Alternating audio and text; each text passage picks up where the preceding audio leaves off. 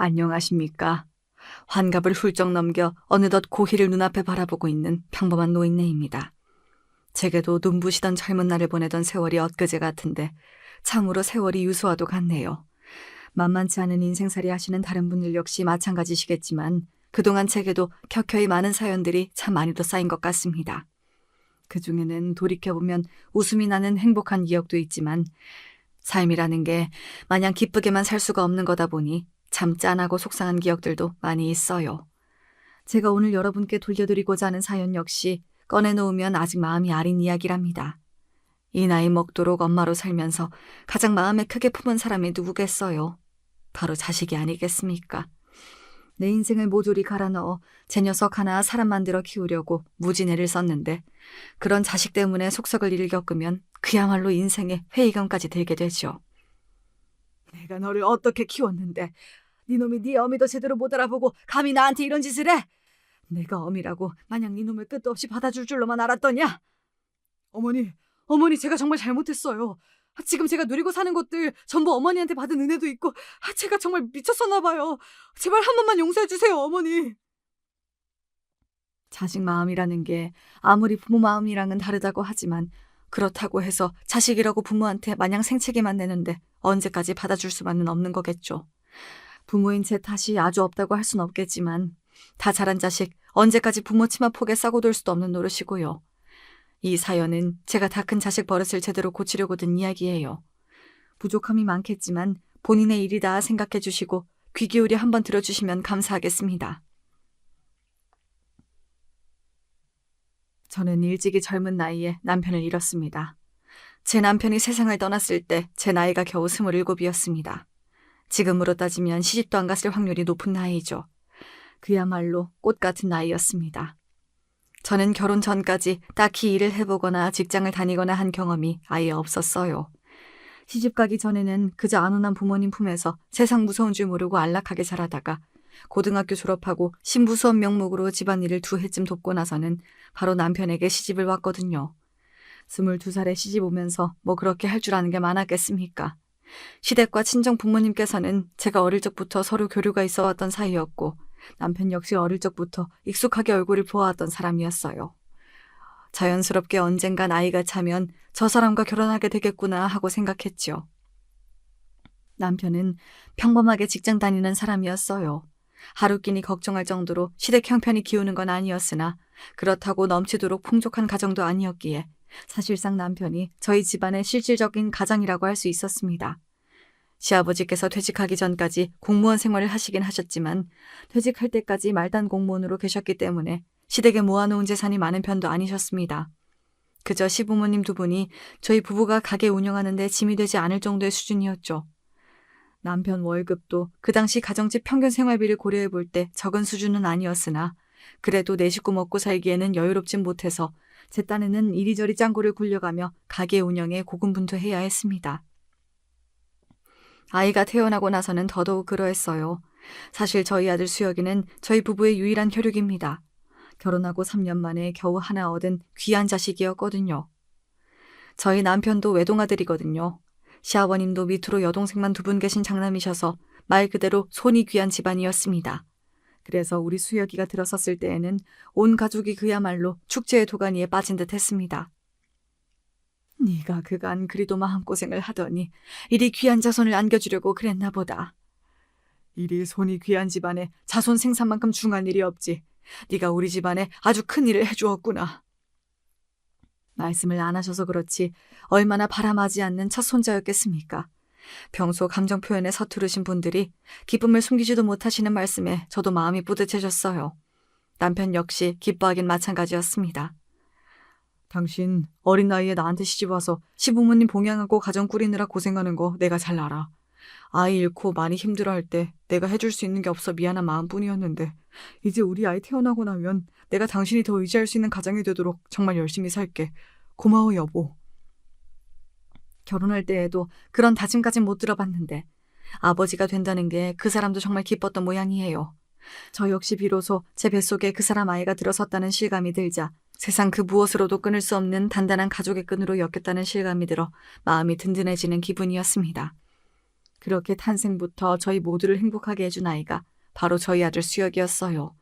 아이는 갓난쟁이임에도 사람들 낯가리지 않고 누구에게나 방긋방긋 잘 웃어주어서 주위 어른들 관심을 독차지했지요. 아이가 낯도 안 가리고 순한 게 꼭 우리 며느라이를 닮은 모양입니다. 요즘 요 조그만 것 보는 재미에 아주 살맛이 나죠. 순하고 성정 좋은 걸로 치면 최서방만 할까요? 아이가 순한 채 부모들을 쏙 빼닮은 것 같아 얼마나 뿌듯한지 몰라요.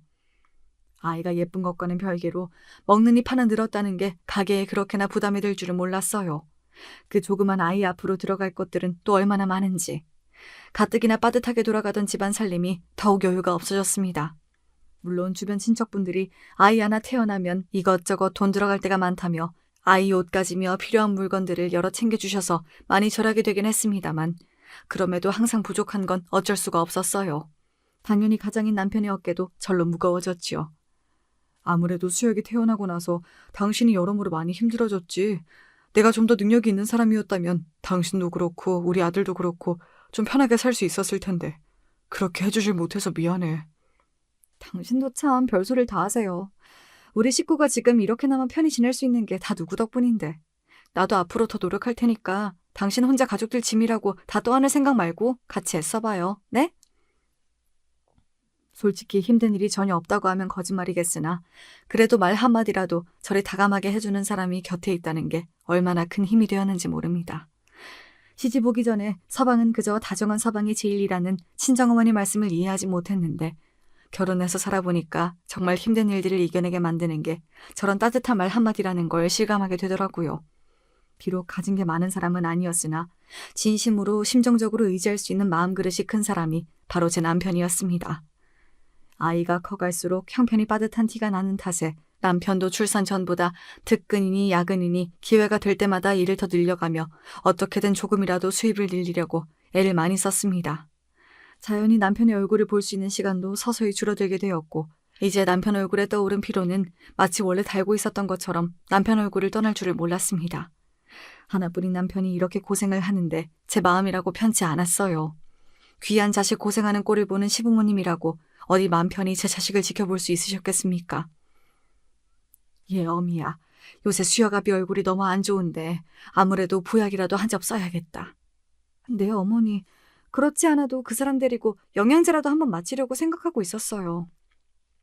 따뜻한 형편이었지만 그래도 저희에게는 소중한 가장이었습니다.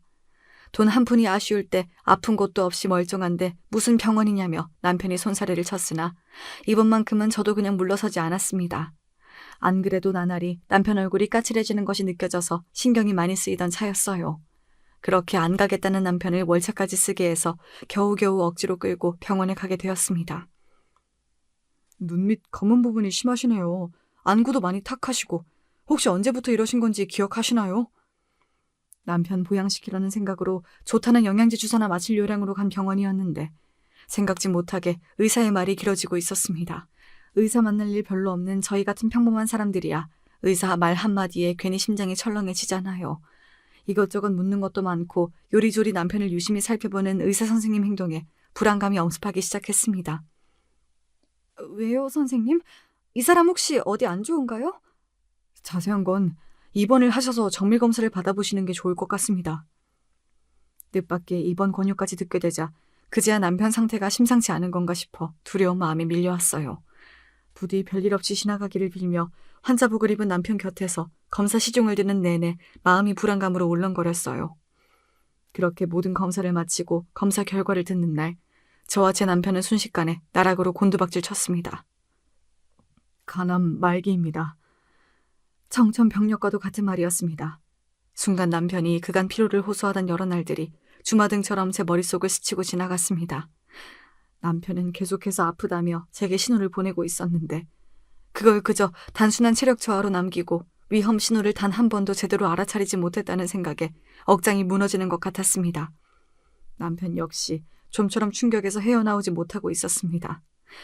그때 남편 나이가 채 30도 되지 않았을 때입니다. 보통 간암이라고 하면 중년 이후에 많이 발병하는 질병으로 알고 있으니 저희 부부 어안이 벙벙한 것도 무리는 아니었습니다.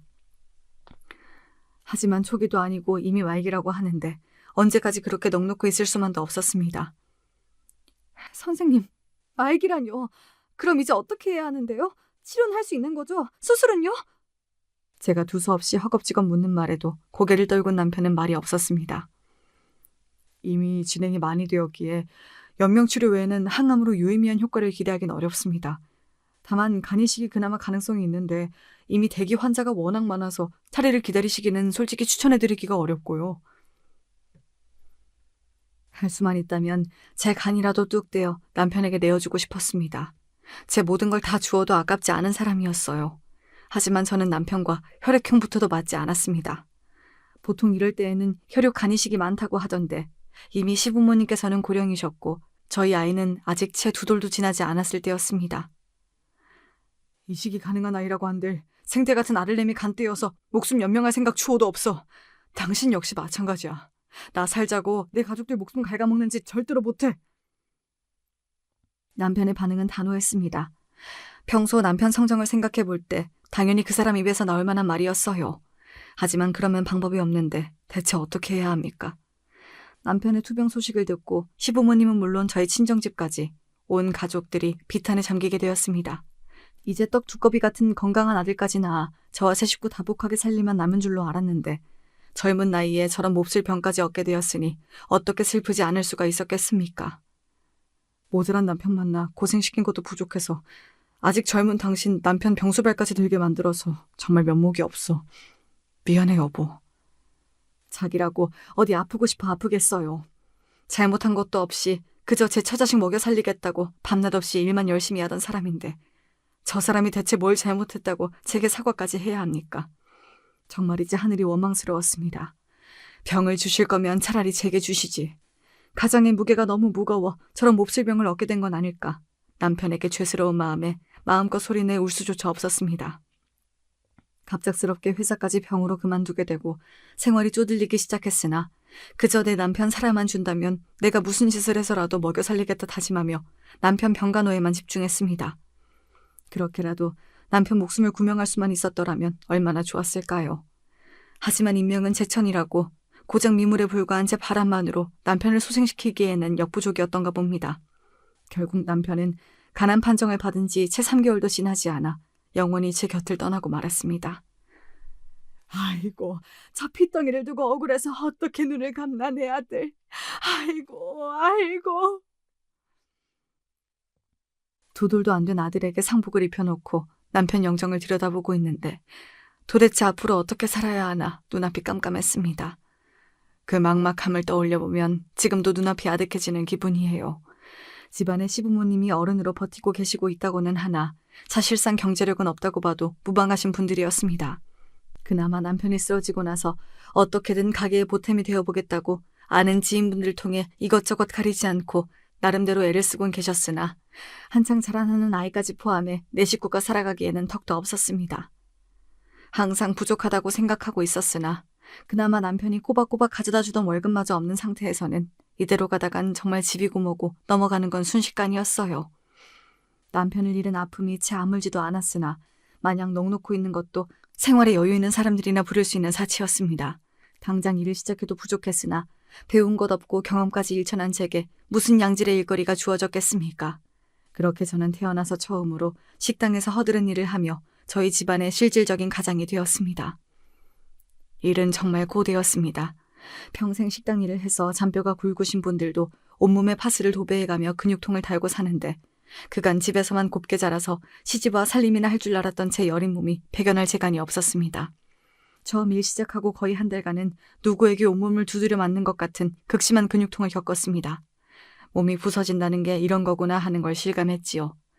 그나마 시부모님께서 모든 살림을 도맡아 해주시고 우리 수혁이라도 전담해서 봐주지 않으셨더라면 그 일조차 제대로 나갈 수 없었을 거예요. 몸의 고단함도 고단함이었으나 그보다 더욱 힘들었던 것은 인간적인 모멸감이었습니다. 남편 잃고 바로 일을 시작한 제 나이가 고작 27이었습니다.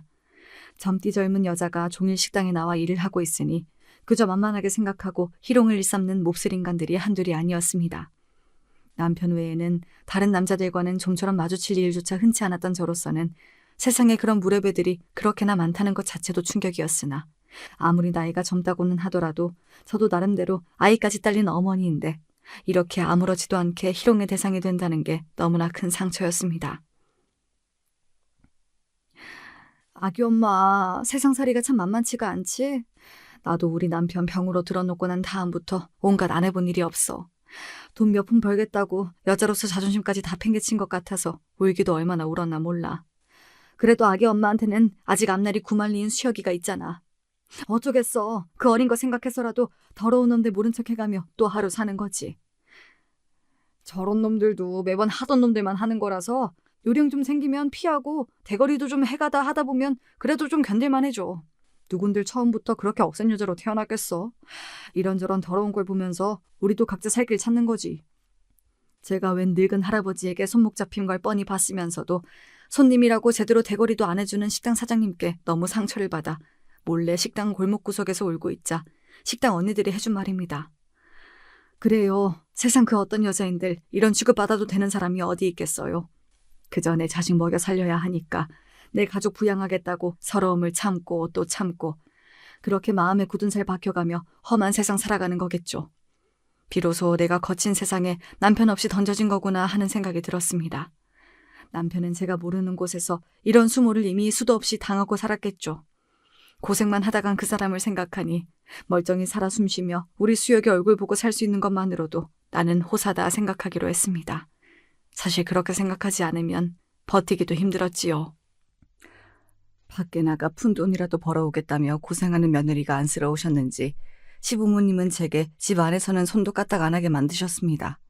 그 나이 때 다른 시부모님을 생각해보면 그래도 저는 저리 인품 좋으신 분들 밑에서 살게 된 게 제 나름의 복이었어요. 하지만 그런 두 분에게도 차마 며느리가 외간 남자들 희롱에 마음고생한다는 얘기까지는 참아드릴 수가 없었지요. 그러다 보니 제 유일한 마음의 위안은 그저 잠든 우리 수혁의 얼굴 한번 쓰다듬어주는 것뿐이었습니다.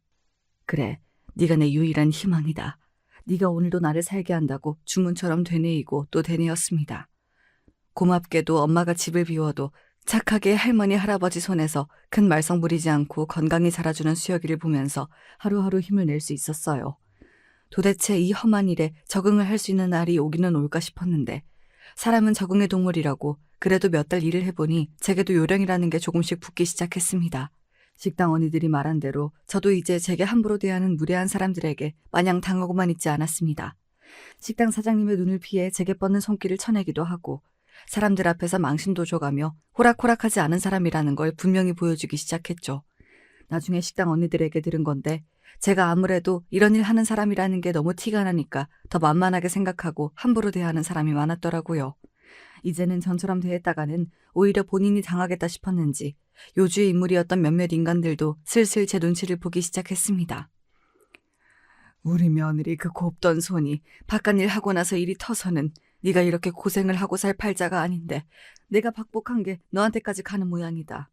내가 너 볼 때마다 정말이지 사돈 볼 낯이 없어. 밤늦게 퇴근한 제 손을 부여잡고 핸드크림을 발라주시며 시어머니가 울먹이셨어요. 아직 30도 안 된 젊은 나이에 벌써 손이 부르틀 대로 튼 걸 보고 어찌나 가슴 아파하시던지 남편 가고 나름대로 많이 무뎌졌다고 생각했는데 속으로는 전혀 그렇지가 못했던 모양이에요. 고생은요. 어머님 아버님 안 계셨으면 제가 누굴 믿고 우리 수혁에 떼어놓고 밖으로 일을 다닐 수 있었겠어요. 몸 고단한 건 문제도 아니에요. 세상 천지 의지할 곳 하나 없었으면 제가 저 어린 거 데리고 어떻게 지금까지 버텼겠어요. 어머님은 그저 지금처럼 저희 수혁이 곁에서 건강만 해주셔요. 그 와중에도 아이는 날이 다르게 쑥쑥 커나갔습니다. 자라서 얼굴 골격이 드러날수록 제 아비 모습이 비쳤어요. 이제는 남편과 함께 산 시간보다 남편을 떠나보낸 시간이 더욱 길어지고 있었습니다. 그렇게 시간은 유수와 같이 흘러 아이는 학교에 입학하게 되었죠. 비록 식당 일이 바빠 시간을 오래 뺄 수가 없어서 간신히 입학식만 보고 시부모님 손에 아이를 들려보냈지만 그래도 이만큼이나마 키워냈다는 게 뿌듯했습니다. 아이는 공부도 곧잘 했습니다. 아이 아빠가 학교 다닐 때 공부를 제법 잘하는 편이었습니다. 그것마저도 남편을 닮은 것 같아 부디 아이가 남편의 좋은 것만 속속 잘 골라서 남편처럼 좋은 어른으로 자라주기만을 바라고 또 바랐습니다. 아이가 학교에 들어가기 시작하니 이제껏 돈 들어가던 거랑은 비교가 안 되더라고요. 더 이상 식당에서 허드렛 일 하는 정도로는 아이를 제대로 키우기에는 역부족이라는 생각이 확 들었습니다. 제 나름대로는 어디 좀 더 돈 될 만한 일이 없나 기웃거려 보았지만 뾰족한 수가 없어 마음이 점점 무거워지던 중이었습니다. 그러다 저희 가게에서 단체로 점심시권 끊어 먹던 화장품 방문 판매 대리점 사장님이 제게 제안을 하셨습니다. 내가 자기 쭉 지켜보니까 얼굴도 반반하고 아직 나이도 젊고 이게 아무리 판매직이라도 파는 물건이 화장품이다 보니까 아줌마들이 그런 걸 만만치 않게 따지거든. 식당에서 일하는 걸 보니까 싹싹하고 부침성도 좋은 게 고객들한테 물건 파는 일도 잘할 것 같은데 어째 생각 있어? 제가 물건 파는 일은 해본 적이 없는데 잘할 수 있을까요?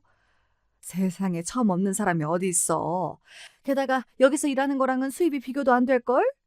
잘만 하면 달에 여기 월급 배는 벌 텐데. 우리 정산도 잘해줘.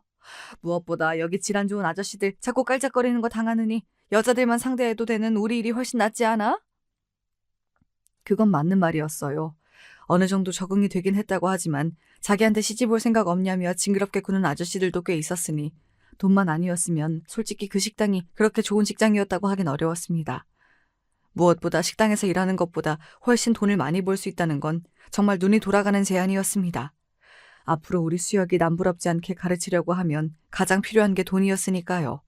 비록 판매직은 한 번도 해본 적이 없었기 때문에 물건을 하나도 팔지 못하면 어쩌나 하는 두려운 마음은 있었으나 손님들도 죄다 여성분이다 보니 식당에서 불특정 다수를 상대하는 것보다는 더 자신 있게 다가갈 수 있을 거라는 생각도 들었습니다. 그렇게 저는 제 인생 첫 번째 이직을 하게 되었어요. 식당 일을 했던 때와는 다르게 하는 일이 화장품 판매이다 보니 아무래도 지금까지와는 다르게 외모에도 신경을 안 쓸 수가 없었습니다. 그렇다고 제가 뭐 대단하게 손재주가 있는 건 아니어서 화장품 팔고 남은 샘플들 몇 개 찍어 바르는 수준이었으니까요. 하지만 어린 수혁이 보기에는 만날 후줄근하게 다니던 엄마가 화장도 하고 옷도 깔끔하게 입고 다니니 무척 마음에 들었던 모양입니다. 엄마, 그럼 이제 식당은 안 나가는 거지? 이제 화장품만 파는 거지? 엄마 이제 식당 안 나간다니까 좋아? 응, 엄마 식당 나갈 때는 일찍 나가서 늦게 들어와서 얼굴도 보기 힘들잖아. 그리고 화장품 팔면서는 엄마 화장도 하고 예쁜 옷도 입어서 좋아. 이게 일이 나름대로 영업직이다 보니 확실히 하루 종일 식당 일만 하고 있을 때보다는 시간을 융통성 있게 쓸 수가 있었어요. 가끔 운이 좋아서 여러 손님들을 한 집에서 한꺼번에 만나게 되는 날에는 뜻밖의 여유 시간도 만들 수 있었습니다.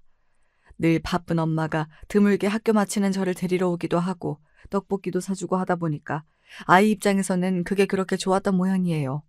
저희 시부모님들도 그나마 식당 일보다는 덜 고된 일을 하게 되었다고 하니 마냥 기뻐하셨습니다. 처음 한 달 적응이 어려웠지만 이것도 익숙해지고 나니 오히려 식당 일보다야 훨씬 수월했어요. 처녀적 제 성격을 생각해보면 상상도 못할 일이지만 그간 험한 식당 일에 저도 제법 단련이 되어 있어서 그런지 가끔 겪는 아줌마 진상 정도는 그저 우스울 따름이었습니다. 견죽 좋게 고객들에게 맞는 화장품들을 쏙쏙 골라 추천해주는 제 모습이 저도 신기할 지경이었어요.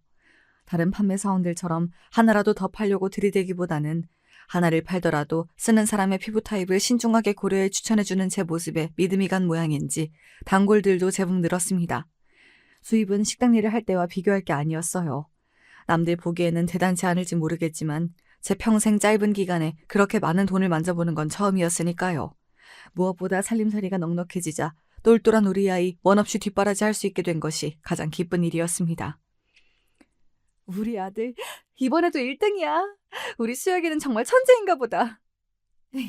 하면 하는 대로 성적이 오르는 게 보이니까 공부하는 게 재밌어. 나 정말 공부가 체질인가 봐. 정말 그런가 보다. 수혁이 아빠도 머리가 참 좋았거든. 우리 수혁이가 아빠 좋은 건 다 빼다 박았나 보다. 전교 1등 성적표를 제게 보여주며 너스레를 떠는 아들 수혁이가 제 인생의 기쁨이고 빛이었습니다. 그간 했던 모든 모진 고생들이 다 저 아이의 찬란한 미래를 위한 것이었다고 생각하니 고생도 고생으로 느껴지지가 않았어요.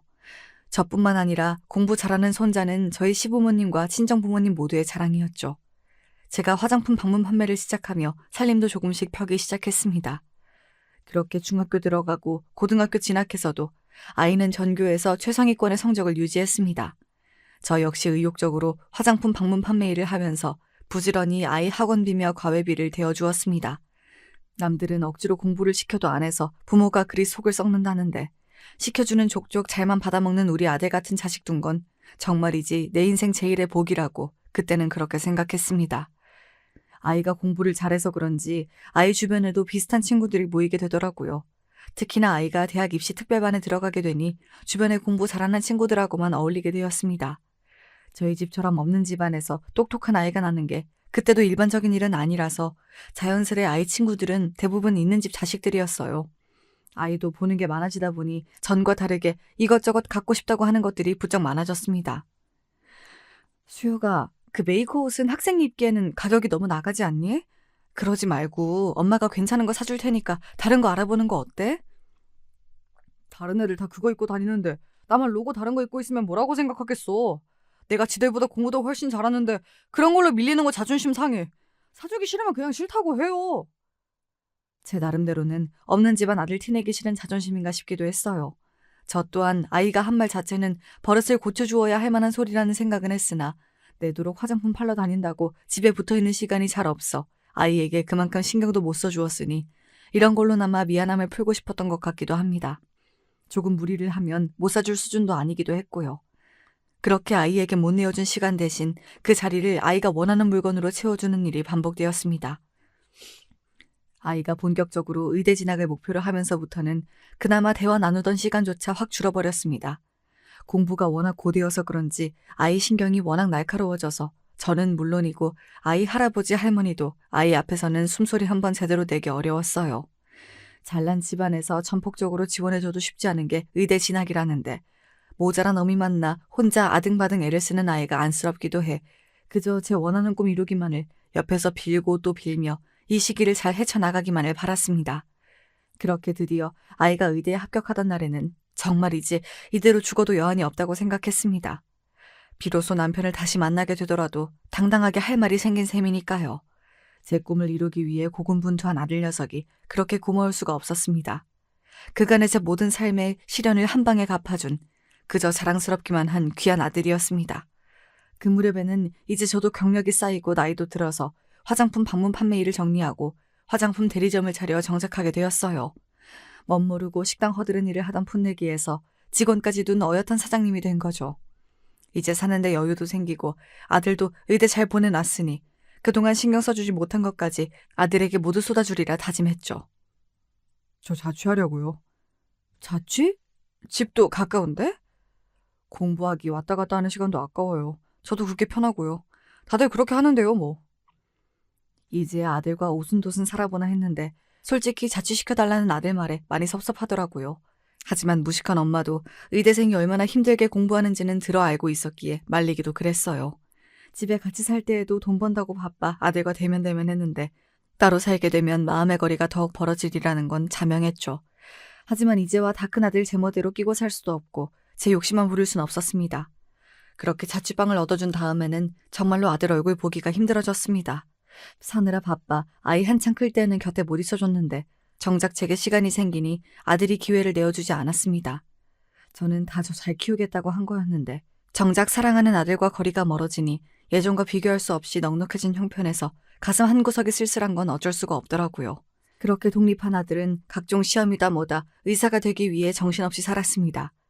가끔 반찬 가져다 주려고 살짝 들른 아들 자취방에서 여자 물건들이 언뜻 보여서 이 녀석이 만나는 여자가 있구나 짐작은 했으나 드물게 집에 와서 밥을 먹을 때에도 여자친구 관련 얘기는 꺼려하는 게 눈에 보여서 속 시원히 물어보지도 못했어요. 생각해보니 아들과 터놓고 대화를 나눈 게 언제인가 싶을 정도였습니다. 그래도 하나뿐인 아들인데 아들에 대해 아는 게 하나도 없는 것 같아서 엄마로서 참 자격 미달이구나 제 자신을 책망하기도 여러 날이었습니다. 그래서 아들이 전문의 과정을 거치지 않고 바로 개원하고 싶다는 의사를 밝혔을 때 솔직히 많이 놀랐어요. 이왕 시작한 의사 공부인데 그래도 끝을 봤으면 싶었던 게 제 생각이었거든요. 하지만 아들 반응은 단호했어요. 저 지금까지 단 한순간도 다른 데 한눈 팔지 않고 공부만 했어요. 이만하면 평생 할 공부는 다 한 것 같아요. 저 뭐 나중에 대학 교수 되고 그런 꿈 없어요. 동네 병원 차려서 먹고 살 만큼 돈 벌고 이제는 좀 편하게 살고 싶어요. 네 뜻이 그렇다는데 내가 무슨 말을 더 하겠어. 그런데 개원하려면 비용이 만만치 않지 않아? 사실 오늘 그 말씀 드리려고 온 거예요. 저 개원하는 거 엄마가 좀 도와주시면 안 돼요? 아들 앞길에 도움 될 일이야 마다할 리가 없었으나 개원 의사도 이제 막 들었는데 갑자기 병원을 열어달라고 하니 솔직히 많이 당황스러웠습니다. 그 큰 돈이 갑자기 어디서 뚝 떨어지는 것도 아니고 엄마도 마음의 준비는 해야 하지 않겠어? 그러자 아들 얼굴이 대번에 어두워지더군요. 원하는 걸 바로 얻어내지 못하면 표정을 감추지 못하는 아들이었습니다. 사실 저 결혼할 여자가 있어요. 걔네 집은 우리 집보다 훨씬 사정이 좋고요. 그 집에서는 저 의사 될 거라는 그거 딱 하나 보고 저희 만나는 거 겨우 허락해 주셨는데 제가 제 병원이라도 가지고 있어야 저도 면이 좀 서지 않겠어요? 어차피 대학병원에 의사 되는 거 아니면 결국은 개원하는 거잖아요. 저 진짜 걔랑 결혼하고 싶어요. 엄마, 저 좀 도와주세요. 갑작스러운 아들의 결혼 얘기까지 정말이지 폭탄의 연속이었습니다. 이런 중요한 얘기를 번갯골에 콩 구워 먹듯 하는 아들 녀석이 야속했지만 얼마나 상대 여자랑 결혼이 하고 싶었으면 평생 안 하던 도와달라는 소리를 다 할까 싶기도 했어요. 일단 너 그 결혼하고 싶다는 사람이라도 좀 보자. 어떻게 이런 얘기가 나올 때까지 엄마한텐 감쪽같이 그런 말을 속일 수가 있어? 제 추궁에 아들도 할 말이 없어 보였습니다. 그동안은 저 살고 싶은 대로 했다고 쳐도 저로서도 아들 병원까지 열어주는 건 여간 큰일이 아니었으니 어떻게든 제 비위를 맞추기도 해야 했을 거예요. 그렇게 저는 생각지도 못하게 아들 상견례라는 큰 행사를 맞이하게 되었습니다. 아들 말대로 사돈들 내외 두 분 다 분해가 철철 흘렀습니다. 저처럼 홀어머니로 아들 키우겠다고 고생한 여자랑은 때깔부터가 달랐죠. 아들이 왜 그렇게 결혼 허락받으려고 전전긍긍하는지 바로 이해가 됐어요. 사돈 내외는 겉으로는 철저하게 예의를 지키고 계셨으나 분명한 거리감이 느껴졌습니다. 가진 사람 특유의 위압감이랄까. 아들이 얼른 하나라도 내세울 만한 것을 갖추고 싶어한 것이 이래서였을까 싶을 정도였죠. 상견례 다녀오고 나서 솔직히 많이 심란했습니다. 겉으로 흠잡을 것이 없었기에 더더욱 그랬습니다. 며느리 될 아이도 참하고 예쁘긴 했지만 제게 벽을 세우고 있는 게 느껴졌어요. 있는 집 딸로 자라서 곧 의사 남편을 보게 되는 것까지는 수긍하더라도 배운 것 없는 방문 판매원 출신 홀 시어머니까지 기껍지는 않을 테니까요. 아직 일어나지 않은 일임에도 불구하고 아들을 그 집에 결혼시키고 나면 처갓집에 고생해서 키운 아들 빼앗기는 미래가 불보듯 뻔하게 그려졌습니다. 우리 지은이 참 예쁘죠? 얘가 좋은 환경에서 좋은 것만 보고 자라서 그런지 사람한테 나쁜 소리 할 줄도 잘 모르고 얼마나 행동이 고상하고 품위 있는지 몰라요. 어른들한테도 참 잘해서 엄마랑도 참 잘 지낼 거야. 아들은 벌써 팔불출이 따로 없었습니다. 제 엄마 속 끓는 줄도 모르고 속없이 제 예비 신부 자랑에 여념이 없는 모습을 보면서 저리도 좋을까 싶기도 했습니다. 하긴 딱 봐도 곱게 자란 양반대 교수 같은 모습이었으니 제 눈에는 얼마나 고와 보일까 싶었어요. 그러니 제가 생각하기에도 본인 병원 하나 없는 페이 닥터한테는 쉽게 딸 내어주지 않겠다 싶었겠죠. 아무리 아들이라 한들 병원이 무슨 애 이름도 아니고 저로서도 결심을 하기가 쉽진 않았습니다. 하지만 자식 이기는 부모가 어디 있겠습니까? 거기다 정말로 사돈 내외가 아들이 떡하니 개원하지 않는 이상 쉽게 결혼을 진행시킬 것 같지가 않았습니다. 저로서도 정말이지 적지 않은 출혈이었으나 결국 아들에게 병원을 열어줄 수밖에 없었어요. 개원하고부터 다음 일들은 일사천리로 진행되었습니다.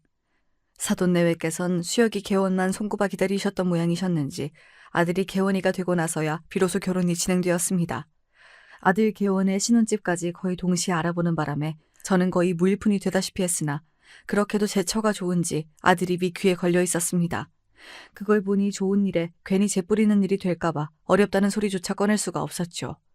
이제는 연로하신 시부모님께서도 손자가 좋은 집에 장가드는 건 기뻐하시면서도 한숨이 나날이 드는 저를 보면서 내심 걱정을 감추지 못하셨습니다. 예, 이번에 수혁이 장가 보낸다고 네가 많이 무리했지? 아무리 자식 일이라지만 그게 돈이 한두 푼도 아니고 네가 너무 고생스러워서 어째. 솔직히 힘들지 않다고 하면 거짓말이겠지만 결국 다 제 자식 밑으로 들어가는 건데 저 좋자고 하는 일이잖아요. 무엇보다 수혁이가 저렇게 제쳐 좋아서 싱글벙글인데 부디 둘이 잘 살아주기만을 바라야죠. 개원에 이어 결혼까지 아들이 눈코 뜰 새 없이 바빠진 것은 당연한 일이었습니다.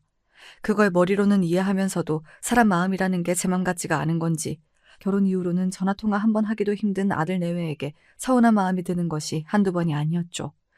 아무리 그의 엄마라고는 하지만 저도 사람이잖아요. 제 처한테 장가들고 싶어서 저한테 병원 차려달라고 할 때에는 집 문지방이 닳도록 그렇게 뻔질나게 집을 드나들더니 병원 열어주고 저 장가가고 나니까 싹 입을 씻는 듯한 아들 태도에 솔직히 서러운 마음이 몰려들었습니다. 내 자식도 이 모양인데 어디 며느리라고 살갑게 다가왔겠습니까? 가뜩이나 결혼 전부터도 서먹한 사이였는데 제 남편도 소홀히 대하는 어머니를 며느리라고 먼저 챙길 리가 만무했습니다. 그러다 보니 벌써 결혼한 지 6개월이 다 되어 가는데도 아들 며느리에게 연락 한번 먼저 하기가 쉽지 않더라고요. 수혁 엄마, 정말이지 성공했다. 저번에 수혁이 결혼식 가서 보니까 사돈댁도 보통 집안이 아닌 것 같던데. 그러게 말이야. 신부도 어찌나 참하던지 내가 부러워 죽는 줄 알았어. 병원까지 개원했는데 아들 좋은 집안에 장가까지 보내고 이제야 자기 인생이 펴려는 모양이다. 식당을 그만둔 이후에도 꼭 친자매처럼 정을 나누던 식당 언니들 입에서 아들 며느리 자랑이 쏟아졌습니다. 정작 그 칭찬을 듣고 있는 제 마음은 공허하기 짝이 없었지만요. 다른 것도 아니고 제 자식들 허물인데 이걸 어디다 대고 말할 수가 있겠어요. 다 저 살기 바쁘다고 그저 돈 버는 일에만 치중하고 아들과 정서적으로 교류하지 못했던 제 허물인 것을요. 그렇게 벙어리 냉가슴 앓듯 속 얘기도 못하고 집에 돌아와 혼자 방에 우두커니 앉아있자니 참 인생이 허무하게 느껴지더라고요. 그래서였나 봅니다. 평소에는 할 생각도 해본 적 없는 행동을 했던 건 말입니다. 어머니, 어쩐 일이세요? 오랜만에 듣는 며느리 목소리가 의아했습니다. 와중에도 반가운 기색은 하나도 없어서 조금 민망했으나 이왕 제가 먼저 다가가기로 했으니 조금 더 용기를 내보기로 했어요. 그냥 너희들 어찌 지내나 해서 내가 너희 결혼하고 신혼집에도 한번 못 가보고 밥은 잘 먹고 지냈는지 걱정도 돼서 그러고 보니 내가 더 좋아하는 반찬이 뭔지도 모르는구나. 내가 참 무심했다. 그렇게 주절주절 혼자 떠드는 동안 며느리는 별 대답이 없더라고요. 그렇게 한 10분이나 통화를 했을까 며느리가 할 일이 많다며 전화를 끊으려고 하기에 그러마했어요. 첫 술에 배부를 순 없으니 이만하면 물꼬를 트기에는 나쁘지 않았다 싶었죠. 그러고 5분도 채 지나지 않아서 목소리 듣기가 하늘의 별 따기였던 아들놈한테서 전화가 왔습니다. 간만에 받은 아들 연락에 저도 모르게 들떠서 전화를 받았더니 녀석이 대뜸 이러는 겁니다. 엄마, 지은이한테 연락하셨어요? 그래, 그래도 집에 새 식구가 들어왔는데 좋아하는 음식 하나 아는 게 없길래 내가 좀 해다 먹일까 싶어 물어봤어. 뭐 한다고 그런 쓸데없는 짓을 하세요? 밥 못 먹어 굶어 죽는 시대도 아닌데.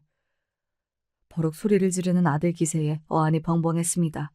서로 교류가 적으니 제 연락이 어색했을 거란 생각은 했지만 그렇다고 그 길지도 않은 전화가 아들놈한테 이렇게 추궁을 드릴 만한 일이라는 생각도 들지 않았어요. 아들, 너 정말 말 서운하게 한다. 내가 네 처 잡돌이 하겠다고 연락한 것도 아니고 엄마가 좀 챙겨주고 싶어서 연락한 건데 그걸 그렇게까지 말을 해? 솔직히 아들에게 너무나 서운했습니다. 그거 연락 한 번 했다고 곧장 쪼르르 제 남편에게 일러바친 며느리도 얄미웠으나 그래도 며느리는 남의 집 자식이잖아요. 제가 편치 않을 수 있죠. 하지만 이놈은 제가 제 배에 아파 낳은 남편 잃고 여자 혼자 몸 부서져라 이래 키워낸 제 자식놈이 아닙니까? 엄마 제발 창피한 소리 좀 하지 마세요. 제가 엄마 그럴 때마다 지은이랑 장인 장모님한테 얼마나 창피한 줄 아세요? 이렇게 경우 없이 구실 거면 저도 이제 엄마 안 봐요. 아들놈의 그 말 한마디에 천길 물속으로 떨어지는 기분이었습니다. 어떻게 제 놈이 내 인생의 모든 피땀으로 키워낸 내 자식이 제 어미에게 인연 끊자는 말을 저렇게 쉽게 내뱉을 수가 있습니까? 아들의 그 한마디에 제 인생 전체가 부정당한 기분이었습니다. 내가 자식놈을 잘못 키워도 단단히 잘못 키웠다는 생각에 분노를 억누를 수가 없었어요. 그래, 나도 이런 소리 들으며 니놈 어미로 살 생각 없다. 다 집어치워라. 그러고는 곧장 전화를 끊고 부동산에 연락해 당장에 그놈 병원이며 신혼집이며 전부 급내로 내놓겠다며 선언을 했습니다. 부동산 사장님이 당황하셨는지 아드님과 상의는 하셨냐 물으셨지만 그거 전부 다 내 돈이니 내 알아서 하겠다 하고 끊어버렸어요. 분에 못 이겨 충동적인 행동을 해놓고는 그제야 허무함과 속상함에 눈물이 펑펑 쏟아졌습니다. 아들놈 하나 잘 키워보겠다고 살아낸 인생인데 정작 아들놈 알맹이가 저 모양이라는 게 기가 막혀 숨이 턱턱 막혔어요. 그렇게 한참을 꺼이꺼이 울며 속을 비우고 나니 다시 아들놈한테 전화가 들어왔습니다. 어머니, 저희 집이랑 병원 빼신다고 하셨어요? 대뜸 사과 한마디 없이 저 할 말만 하는 아들이었습니다. 그새 부동산에서 연락이 간 모양이었어요. 끝까지 반성의 김이 없는 아들놈에게 분기탱천하여 저는 고래고래 소리를 질러댔습니다. 그래, 내가 내 몸 갈아 뼈 빠지게 번 돈 내가 알아서 하겠다는데 네 놈이 무슨 상관이야? 나 고생하는데 10원 한 장 보태준 적 없는 놈이 내 돈 가져다 펑펑 쓸 때는 화장품 방판 사원 출신 어미 돈 아까운 줄 모르고 신나게 써제끼더니 좀 있다는 집에 장가가고 나니 볼품없는 어미는 그리 창피하더냐? 오냐, 나도 너 같은 자식 필요 없다. 네 말대로 무식한 어미는 네 인생에서 사라져 줄 테니 그간 네 놈이 내 덕으로 호의호식한 것도 전부 뱉어내. 그 말을 끝으로 전화를 확 끊어버렸어요. 그러고 나니 정말 발등에 불 떨어졌다 싶었던지 아들놈이고 며느리고 할 것 없이 전화통에 불이 붙을 지경이었으나 제가 미쳤다고 그놈들 전화를 받아줍니까? 결국 아들 내외가 제 집까지 쫓아와서 울며 불며 통사정을 하기 시작했어요.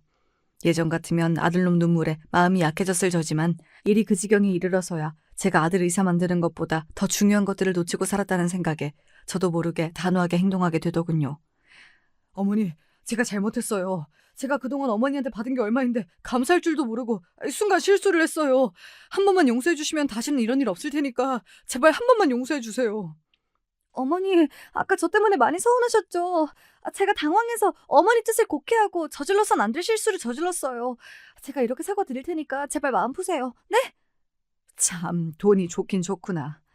그렇게 뒷바라지를 해주고 병원이니 신혼집이니 어미 등어리가 다 휘도록 갖다 바칠 때에는 저들 앞에서 설설 기게 만들더니 내가 도로 찾아오겠다니까 내외께서 귀하신 발걸음을 다 하시고 내가 바보도 아니고 니들이 나한테 그런 짓 한 게 채 반나절도 안 지났는데 잘못했다는 소리 한마디면 내가 아 그러시구나 하고 고지고대로 믿을 줄 알았더냐?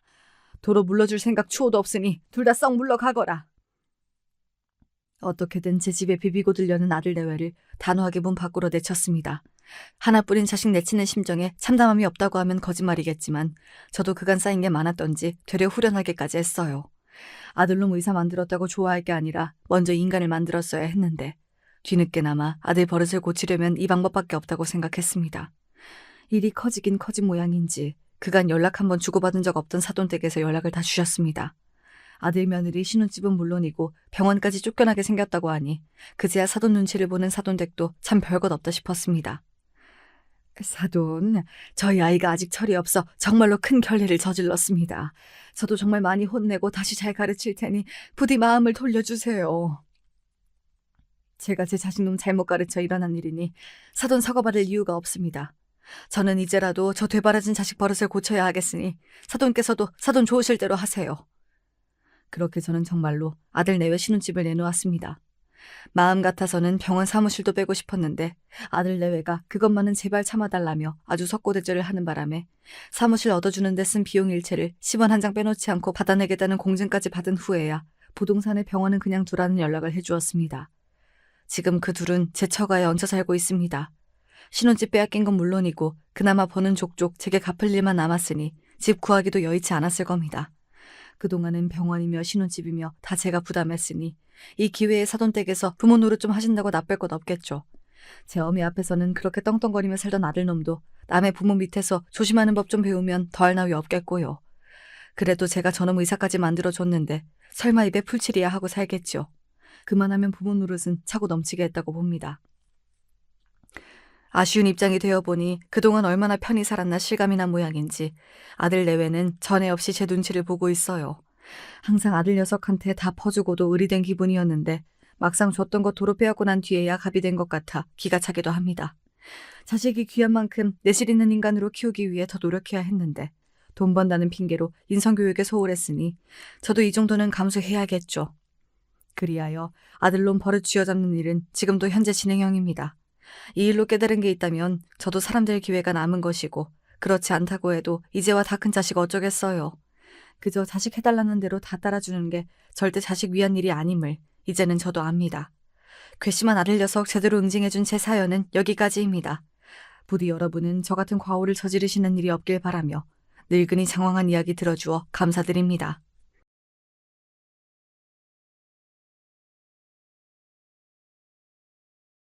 안녕하세요. 전 30대 여자입니다. 저는 남자친구와 연애를 오래 했어요. 20대 초반 아무것도 모르는 나이에 둘이 불꽃이 튀어서 만나기 시작해 얼마 전에 10년이 넘었습니다. 지금은 어느새 서로가 서로에게 너무 당연해서 없으면 이상할 정도로 가장 가까운 친구 사이이자 연인 사이가 되었죠. 저희가 오래 만나기도 했지만 서로에 대해 모르는 게 하나도 없을 정도로 가까워서 당연히 언젠간 둘이 결혼하게 될 줄 알았어요. 연애하는 동안 매일 그런 얘기를 하기도 했고요.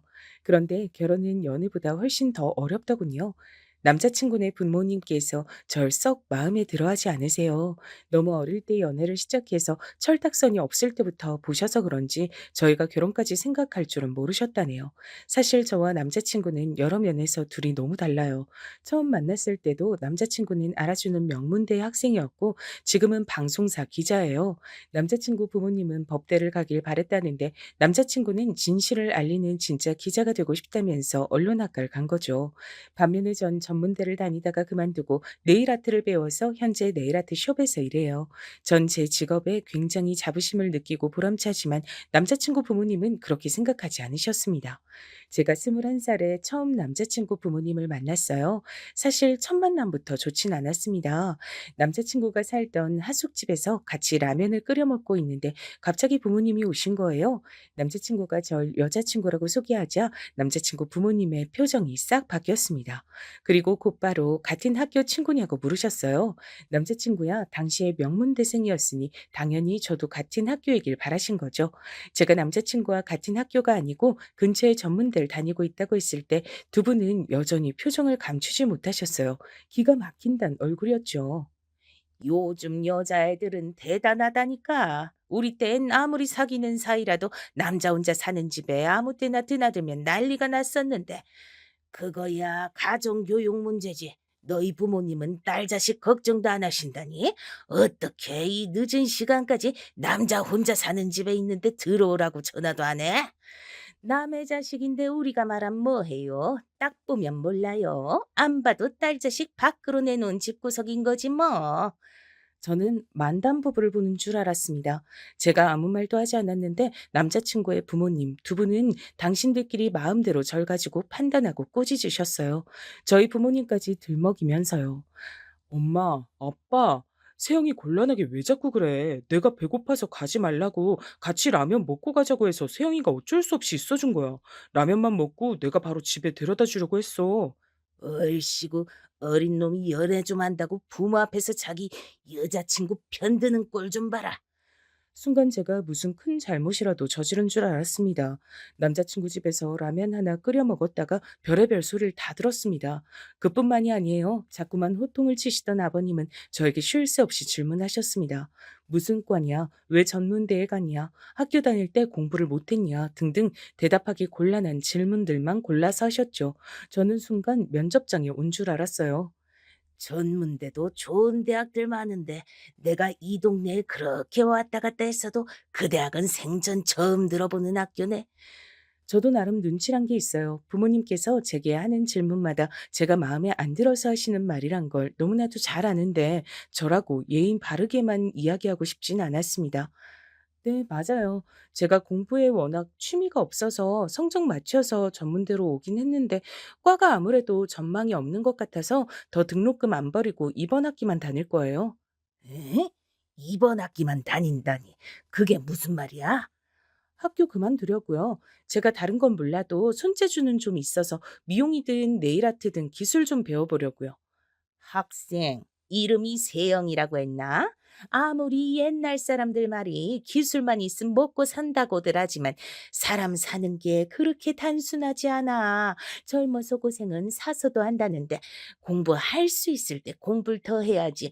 이제 20살 간 넘은 게 취직은 무슨 취직이야? 아무리 이름도 없는 대학이라도 대학 졸업장은 있어야지. 에이, 요즘같이 개나 소나 다 대학 가는데 대학 졸업장이 다 무슨 소용이에요. 저희 부모님 두 분 다 대학 안 나오셨는데 잘만 사세요. 제가 집안에서 막내로 자라서 웬만해선 기가 잘 죽질 않아요. 남자친구의 부모님 말씀에 마음속으론 상처를 받았지만 애써 티내고 싶지 않아 또박또박 제 의견을 말했습니다. 남자친구는 그런 제 모습에 다시 한번 반했대요. 남자친구 말이 부모님이 워낙 유난하셔서 그 앞에서 저처럼 굴기 쉽지 않다네요. 남자친구는 학창 시절 내내 부모님 때문에 많이 힘들었대요. 남자친구가 공부를 잘하다 보니 거는 기대가 남달랐답니다. 중학교 땐 무조건 의대에 가야 한다고 강요를 하시다가 고등학교 가서 성적이 조금 떨어지니 법대에 가야 한다고 하셨답니다. 남자친구가 워낙 효자예요. 학창 시절에 부모님이 고생하시는 모습을 이래저래 많이 보며 자라서 부모님이 안쓰러웠답니다. 그래서 자신까지 부모님 속은 썩이고 싶지 않았다네요. 웬만한 건 부모님이 시키는 대로 다 하면서 컸더라고요. 남자친구 부모님은 경제적으로 여유롭진 않으시지만 두 분 다 대학을 나왔고 이름만 대면 아는 기업에서 일하셨어요. 그런 점에 자부심을 느끼는 것 같더라고요. 그래서 젊은 제가 대학을 그만둔다는 거를 전혀 이해하지 못하시는 눈치였죠. 남자친구가 학창 시절 질풍노도의 시기를 보낸 게 다름 아닌 아버지 때문이었다고 하더군요. 아버지의 주식 투자를 잘못하시는 바람에 집안 상황이 많이 달라졌답니다. 서울에서 살던 집을 팔고 경기도에 전세로 이사를 갔대요. 그 전까진 형과 방도 따로따로 썼었는데 이사 가면서 형과 같은 방을 써야 했다고 하더라고요. 이사 가고 집이 좁아진 것보다 더 힘든 건 남자친구의 부모님이 매일 싸우셨답니다. 이혼 이야기까지 나왔대요. 가장 예민했을 사춘기 시절에 그런 일까지 겪었으니 남자친구도 부모님께 걱정 끼치고 싶지 않았던 거죠. 덕분에 남자친구의 부모님은 자식들에게 거는 기대가 점점 더 커졌던 거고요. 그런 아들이 의대도 법대도 아닌 언론학과에 간다고 했을 때도 집안이 난리가 났었답니다. 이 집안의 희망이나 다름없는 남자친구가 부모님이 원하지 않는 길을 가겠다고 했으니까요. 그 이후 남자친구가 또 부모님 속을 썩이게 된 건 바로 저 때문이었습니다. 남자친구가 절 만난다고 해서 또 집안이 시끄러워진 거죠. 당시에 남자친구도 제게 구체적으로 말을 안 해줘서 저도 대충만 알고 있었는데 알고 보니 절 처음 만났던 그날부터 부모님께서 저를 마음에 들어하지 않았대요. 제가 집에 돌아간 이후 남자친구 부모님께서 저와 당장 헤어지라고 하셨답니다. 지금이야 아들, 네가 뭘 몰라 그러는데 사람은 다 끼리끼리 만나야 행복한 거야. 너처럼 똑똑하고 크게 될 애가 볼 거라곤 아무것도 없는 그런 애를 만나고 다니면 어쩌겠단 거니? 엄마, 무슨 말을 그렇게 해? 세영이가 뭐가 어때서? 학벌 같은 게 뭐가 중요해? 세영이 누구보다 성실하고 착한 애야. 엄만 한 번 보고 사람을 어떻게 한다 그래? 남자친구는 언론학과를 가겠다고 했을 때처럼 부모님과 심하게 다퉜대요. 결론부터 말씀드리자면 그 이후에도 저와 남자친구는 10년을 만났습니다. 그랬으니 남자친구의 부모님은 얼마나 속이 타셨겠어요. 처음에야 어떻게든 저희 사이를 갈라놓으려고 하셨지만 하도 오래 만나다 보니 나중엔 그러지도 않으셨죠. 저희가 만난 지 6, 7년 정도 됐을 때 남자친구가 몇 년 동안 언론고시에서 낙방해서 반백수로 집에 있었던 적이 있었습니다. 남자친구는 공부해야 하니 아르바이트도 못하고 부모님 그늘에서 생활비를 받아 생활하던 시기였죠. 그때 저는 이미 네일숍에서 몇 년을 일했을 때라 경제적으로 여유가 있었어요. 그래서 열심히 남자친구를 챙겼습니다. 당시에 남자친구는 대학을 졸업했을 때라 본가에서 부모님과 형과 함께 살고 있었어요. 저는 먹을 거면 먹을 거, 입을 옷이면 옷, 매일같이 사다 날랐습니다. 그러다 보니 남자친구의 부모님을 굉장히 자주 만났어요. 처음엔 제가 남자친구를 챙기는 걸 못마땅해 하시더니 언제부턴 당연하게 생각하시더군요. 한 번은 이런 적도 있었어요. 제가 퇴근하고 오는 길에 맛있는 걸 사다가 남자친구네 집에 가져다 주고 집에 들어가곤 했거든요. 제가 살던 집에서 거리가 멀지 않았거든요. 그날도 유명한 맛집에서 만두를 사서 남자친구네 잠깐 들렀죠. 남자친구가 만두 귀신이라 그 집 만두라면 자다가도 벌떡 일어나거든요. 남자친구가 부모님과 한 집에 살다 보니 저는 항상 남자친구 부모님도 드실 만큼 넉넉하게 사서 갔습니다. 그런데 만두를 하나 집어 드시더니 남자친구 아버님께서 표정이 안 좋으시더라고요. 그래서 제가 입맛에 안 맞으시냐고 물었습니다. 그러자 대뜸 하시는 소리가 절 너무 속상하게 만들었어요. 가만 보면 세영이 네가 애가 손이 참 작아. 공부하는 남자친구네 집에 오면서 몸에 좋은 보양식을 해오든지 그게 아니면 든든하게 밑반찬이라도 좀 해와야지. 너는 애가 매일 만두니 빵이니 이런 군것질거리만 들고 오냐? 순간 말문이 막혀서 말이 다 나오질 않더군요. 그때 제 나이 고작 20대 후반이었을 때예요. 제가 벌어봐야 얼마나 번다고 그 돈을 가지고 매일 간식을 사다 드리는 것만으로도 고마워하실 줄 알았는데 제 생각이 달랐습니다. 남자친구 부모님은 저에게 받는 걸 너무 당연하게 생각하시는 분들이었어요. 오빠가 이 집 만두를 얼마나 좋아하는데요. 아버님은 맛 없으면 그만 드세요. 우리 오빠 공부하느라 힘든데 혼자 두 팩 다 먹으라고 하게. 저는 속에 있는 말을 숨기는 편이 아니었습니다. 속으로 꽁이 있으면서 겉으론 네네 얌전한 척하는 건 제 성격이 아니었거든요. 저도 남자친구와 연애 기간이 길어지니 남자친구 부모님을 대하는 방식도 달라졌습니다. 예전처럼 어떻게 하면 부모님께 사랑받을 수 있을까 하는 바보 같은 짓은 하지 않으려고 했어요. 저와 남자친구와의 사이만 확고하면 결혼은 나중 문제라고 생각했죠. 그런데 시간이 가면 갈수록 제가 정말 이 집 며느리로 살 수 있을까라는 걱정이 생겼어요. 그럴 수밖에 없는 게 남자친구의 부모님이 상식적이지 않았거든요. 제가 남자친구와 오래 만나서 그런지 자꾸만 절 만만하게 대하시면서 무시하셨어요. 본인들은 아니라고 부인하시지만 제가 보기엔 절 무시한다고밖에 여겨지지 않았습니다. 어느 날이었습니다. 남자친구가 언론고시에 합격해서 축하 파티를 열기로 했어요. 거창한 건 아니고 작은 식당을 하나 빌려 남자친구 친구들과 부모님을 모시고 함께 파티하기로 했습니다. 고기를 굽고 술도 마시면서 즐겁게 보냈죠.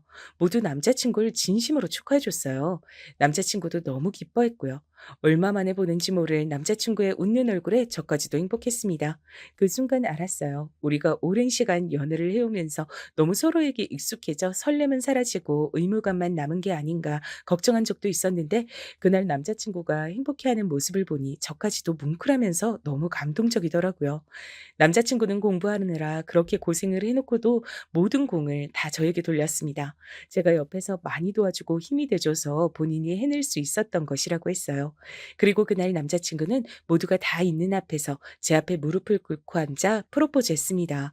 언제 준비했는지 커플 반지까지 준비했더라고요. 전 너무 감격해서 당연히 남자친구와 결혼하겠다고 허락했습니다.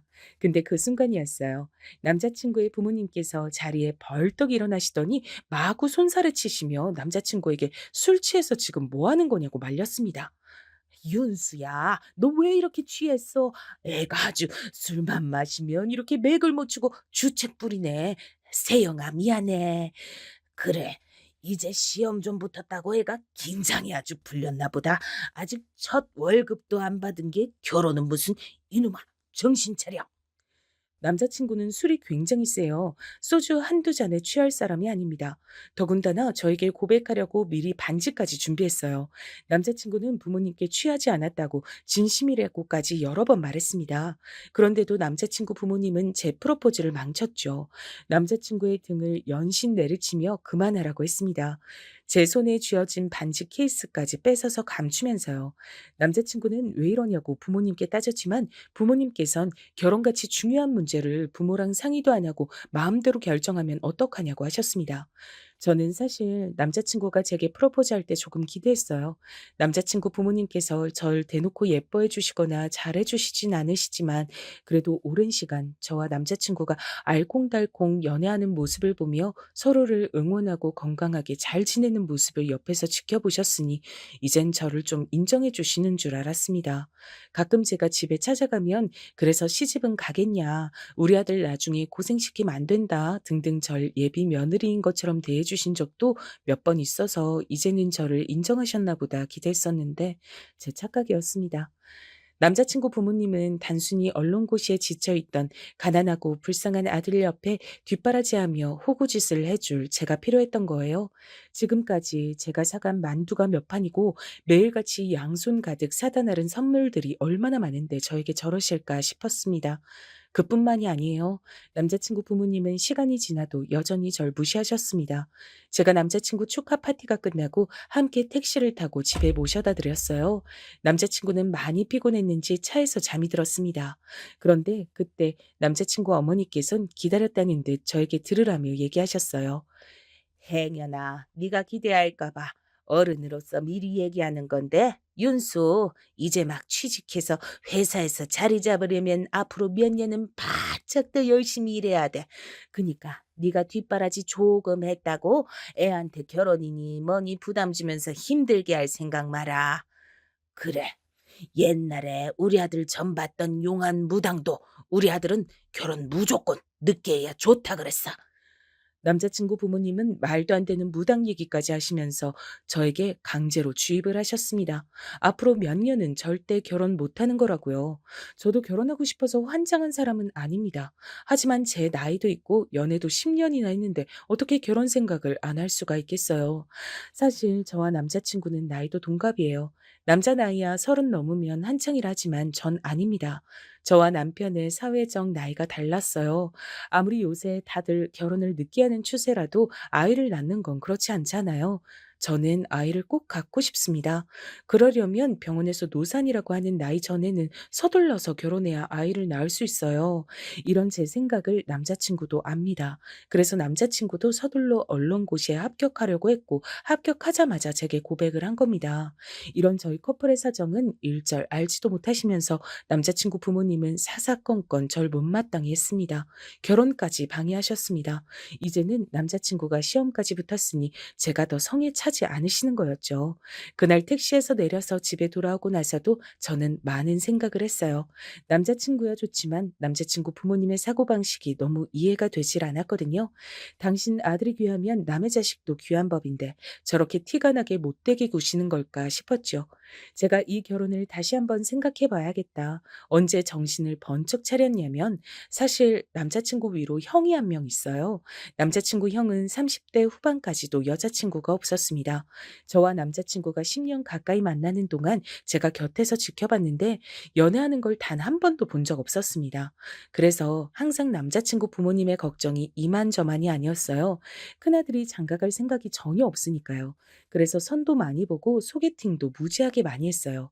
제가 아는 것만 해도 반년 동안 30번도 넘으니 일주일에 한 번꼴로 무조건 새로운 여자를 만난 거죠. 그렇게 여자를 많이 만나고 다녔는데도 연애 소식이 없더니만 뜬금없이 결혼 소식을 들었습니다. 남자친구 형은 남자친구랑 조금 달라요. 처음에 말씀드린 것처럼 남자친구 부모님께서 자식들에게 부담 아닌 부담감을 주셨죠. 남자친구 이전에 형에게도 그러셨습니다. 남자친구 형은 외고에 진학할 정도로 머리가 좋았었는데 부모님의 성적 압박에 견디지 못하고 수능날 집을 나가 수능을 아예 보지 않았답니다. 그날 집안은 한바탕 난리가 났고 형은 그날 밤까지 집에 돌아오지 않았답니다. 부모님을 더 충격에 빠뜨린 건 바로 군대에 입영 신청을 해서 곧바로 군대에 갔다는 겁니다. 그때 남자친구의 부모님은 너무 놀라서 한동안 매일 눈물로 밤을 지새우셨대요. 큰아들이 그렇게까지 하는 모습을 봤으면 남자친구의 부모님도 반성하시고 남자친구에겐 그렇게 해선 안 되는 거였는데 둘째까지 망칠 수 없다고 생각하신 부모님은 남자친구를 더 압박하신 거죠. 그나마 의대나 법대를 포기하신 게 양보한 거라면 한 거랄까요? 더 웃긴 건 남자친구의 형님은 그대로 군대에 말뚝을 박아서 군인이 됐어요. 남자친구 말로는 집에 돌아오기 싫어서 말뚝을 박은 것 같다고 하는데 막상 가보니 군대가 잘 맞았다고 하시더라고요. 남자친구는 항상 형의 선택을 존중하고 멋지다고 생각했지만 남자친구 부모님께선 달랐습니다. 형이 나약해서 수능을 포기하고 군대로 도피했다고 생각하셨어요. 큰아들을 항상 한심하게 여겼죠. 그런데 세상 일이란 게 참 공평하지가 못합니다. 남자친구의 형은 군대에서 사고를 당했어요. 훈련 도중에 절벽에서 굴러 떨어지는 사고를 당해서 한쪽 다리를 심하게 다쳤습니다. 대수술을 여러 번 받았는데도 살짝 다리를 절뚝거려요. 남자친구는 여전히 형을 존경하고 따랐지만 부모님은 그렇지 않았어요. 부모 말 들으면 자다가도 떡이 하나 생기는 건데 공부하기 싫다고 군대로 도망가더니만 꼴 좋다. 고졸에 다리까지 빙신됐으니 너 같은 놈을 누가 데려간다냐? 남자친구 부모님도 속상해서 하신 말이겠지만 그래도 너무했다 싶습니다. 더군다나 교회나 주변에다가 큰아들 얘기는 일절 안 하고 오로지 둘째인 남자친구 얘기만 하고 다니신데요. 가까운 지인들도 큰아들이 있다는 사실조차 모르는 사람들도 있답니다. 저도 남자친구의 부모님에게 인정받지 못하는 신세다 보니 남자친구 형과 공감대 형성이 금방 됐어요. 그래서 오랫동안 오빠 동생 하며 가깝게 지냈습니다. 남자친구의 형이란 걸 떠나서 남자친구만큼이나 오래 봐온 사람이다 보니 개인적으로도 항상 오빠를 응원하고 좋은 사람을 만나길 바랬죠. 근데 저로선 서운할 수밖에 없는 일이 벌어졌어요. 남자친구와 남자친구의 형이 절 데리러 자주 제가 일하던 숍에 자주 왔었는데 저와 함께 일하는 사장 사장 언니와 남자친구 형이 눈이 맞은 거예요. 전 제가 좋아하는 두 사람이 만난다고 하니 마치 제가 소개를 하기라도 한 것처럼 기쁘더라고요. 두 사람 다 나이가 있다 보니 서둘러 결혼 얘기가 나왔습니다. 저와 사장 언니는 저에게 이런저런 상의를 했어요. 제가 남자친구와의 연애를 10년이나 했고 남자친구 부모님과도 만난 적이 있으니 결혼하게 되면 어떨지 궁금하다고요. 하지만 저는 특별히 할 이야기가 없었습니다. 저와 남자친구도 10년이나 만났지만 부모님께 허락을 받지 못한 상태였으니까요. 저로선 섣불리 언니에게 그 어떤 말도 할 수가 없었습니다. 그런데 믿기지 않는 일이 벌어졌죠. 사장 언니가 남자친구네 집에 인사를 다녀오자마자 바로 결혼 날짜를 잡았어요. 전 어안이 벙벙했습니다. 왜냐면 언니도 저와 조건이 별반 다르지 않았거든요. 심지어 저는 전문대라도 나왔지만 언닌 고졸이에요. 물론 20살부터 네일숍에서 일하면서 번 돈으로 본인 가게를 차리긴 했지만 아무리 그래도 저에겐 전문대가 어쩌고 직업이 어쩌고 하시던 분들이 언니는 어떻게 바로 허락하셨을까 싶었죠. 전 괜히 억울해서 남자친구에게 투덜거렸어요. 근데 남자친구는 오히려 절 이해 못했습니다. 자기는 우리 부모님을 그만큼 보고도 아직 몰라? 형은 나보다 조건이 좋지 않잖아. 거기다 다리도 절고 누구라도 데려가겠다는 여자만 있으면 여자기만 하면 상관없대. 저는 입이 떡 벌어졌습니다. 남자친구 부모님은 아들이 있는 앞에서 정말 그렇게 말했답니다. 여자기만 하면 상관없다고요. 그 소리를 듣는데 저도 모르게 온몸에 소름이 돋고 없던 정도 떨어지더군요. 제가 말문이 막혀서 아무 말도 못하고 있으니까 남자친구가 저의 어깨를 감싸 안아줬습니다. 자기 부모님은 이해하려고 하면 안 된다고요. 형 결혼하고 나면 곧바로 저와 결혼하겠다고 할 테니 걱정하지 말라고 했습니다. 저는 고민이 많았지만 애써 남자친구 앞에선 티를 내지 않으려고 노력했어요. 남자친구 말대로 제가 남자친구 부모님이 그런 분들이란 걸 몰랐던 것도 아니고 이미 알 만큼 알고 있었으니 더 실망할 것도 없었죠. 그렇게 시간이 흘러 남자친구 영희 사장 언니와 결혼식을 올렸죠. 결혼식 날 당연히 저도 갔는데 기분이 이상했습니다. 저는 남자친구와 만난 지 10년이 넘었는데도 결혼하지 못했는데 두 분은 만난 지 1년도 되지 않아 부부가 됐으니까요. 결혼식 날도 잊지 못할 사건이 하나 있었습니다. 형 결혼식이다 보니 남자친구가 굉장히 바빴어요. 그래서 저도 남자친구를 도왔습니다. 남자친구와 함께 연회장 입구에서 하객들에게 답례품을 나눠드리고 있었는데 보시는 분마다 제가 누군지 궁금해 하시더라고요. 남자친구는 그럴 때마다 당연히 저를 여자친구라고 소개했어요. 저희가 워낙 오래 연애했으니 보시는 어른마다 오래 연애했으면 얼른 결혼해라. 형이 결혼했으니 이제 남자친구 차례라고 하시며 다들 농담을 한마디씩 하고 들어가셨어요. 그런데 그 정신없는 와중에 남자친구 어머니가 저에게 달려오시더라고요. 그러더니 남자친구에겐 들리지 않게 제 귀에다 대고 작게 속삭이셨어요. 세영이 너 그만하고 들어가서 밥이나 먹어. 괜히 이 사람 저 사람한테 인사해서 내 아들 혼삭길 막히게 하지 말고. 어머니, 어떻게 그런 소리를 하실 수가 있어요? 순간 저는 제가 잘못 들은 줄 알았습니다. 아무리 제가 마음에 안 들어도 그렇지 어떻게 아들 여자친구한테 대놓고 저런 소리를 하실 수 있을까 싶어서 억울함을 호소했습니다. 누가 보면 네가 지금 당장 내 며느리라도 된 줄 알 거 아니야. 내가 저렇게 별 볼 일 없는 애 큰 며느리로 들였다고 너도 되는 줄 알아? 웃기지 마. 우리 둘째 아들은 너랑 급이 달라. 듣다가 급이 다르다는 소리를 하시는데 저도 순간 울컥해서 자리를 피해 결혼식장을 뛰쳐나왔습니다. 저도 웬만하면 다 참고 버틸 수 있을 줄 알았는데 아니더군요. 남자친구에게 계속해서 전화가 걸려왔지만 전 받지 않았어요. 그 순간만큼은 너무 속이 상해서 남자친구 얼굴도 보기 싫더라고요. 결혼식이 끝나고 얼마 뒤 남자친구를 만났을 때 전 남자친구에게 그날 있었던 일을 다 말했어요. 그리고 더는 우리가 만나지 않는 게 좋을 것 같다고 이별 통보를 했습니다. 저도 충분히 많이 생각해보고 결정한 거예요. 저도 당연히 남자친구와 결혼하고 싶죠. 하지만 제가 저런 말도 안 되는 소리까지 들어가며 모자란 사람 취급당하고 싶지 않았습니다. 근데 그날 이후 상황이 변했어요. 제 말에 남자친구가 화가 나서 부모님께 난리를 친 겁니다. 그리고 자신도 형처럼 집을 나가겠다고 선전포고를 했나 봐요. 세영이한테 지금까지 함부로 대한 거 사과 제대로 안 하면 평생 결혼 안 하고 혼자 살 거니까 알아서 하세요. 남자친구는 제가 아니면 누구와도 결혼하지 않겠다고 혼자 살겠다고 했답니다. 그리고 저에게 제대로 사과를 하라고 한 거죠. 사실 그때까지만 해도 전 사과고 뭐고 받고 싶지 않았어요. 저에게 그 정도로 함부로 하신 분들이 저에게 진심으로 미안하실 리 없으니까요. 그런데 며칠 뒤 믿기지 않는 일이 벌어졌습니다. 남자친구 어머님에게 연락이 왔어요. 절 집으로 초대한다고요. 형 부부가 신혼여행 다녀와서 다 같이 식사를 하기로 했으니 저도 함께 와서 먹자고 하시더군요. 평소와는 목소리부터가 달랐어요. 굉장히 친절하셨습니다. 남자친구는 부모님께서 저에게 사과하시려고 부른 걸 테니 걱정하지 말고 같이 가자고 했습니다. 전 고민하다가 그래도 어른이 초대하신 건데 거절하는 건 예의가 아닌 것 같아 거절하지 못하고 집으로 갔습니다. 함께 식사하는데 저는 정말 당황스러웠어요. 전과는 다르게 저에게 너무 잘해주시더라고요. 정말 아들의 여자친구가 집에 놀러 온 것처럼 친절하게 대해주셨습니다. 저는 더 울컥했어요. 이렇게 대해주실 수 있으시면서 지금까지 저에게 그렇게 차갑게 구신 건가 싶더라고요. 저는 더 혼란스러웠습니다. 뭐가 진실인지 구분이 안 돼서요. 더 신기한 건 남자친구가 도대체 어떻게 했는지 부모님께서 정말 저에게 사과하셨단 거예요. 내가 지난번에 결혼식장에서 그런 건 나도 너무 정신없어서 괜히 예민해졌었나 봐. 상처받았음 너무 미안해. 우리가 세영이 널 가족으로 생각하다 보니까 편해서 농담으로 그런 거야. 네가 이해 좀 해줘. 예민해서 그런 거다, 농담이다라고 하시며 다신 그러지 않겠다고 하셨습니다. 전 어른들이 직접 미안하다고 하시니 저도 그냥 그렇게 자리를 나와서 죄송하다고 했어요. 속상하긴 했지만 그래도 이젠 정말 저를 아들의 여자친구로 인정해 주시는 거겠지 싶었죠. 그런데 아니었습니다. 사람이 그렇게 쉽게 변하는 게 아니었어요. 아니, 애초에 저를 며느리로 받아줄 생각이 없으셨던 겁니다. 식사를 마치고 얼마 뒤 남자친구 어머니께서 저희 가게에 오셨어요.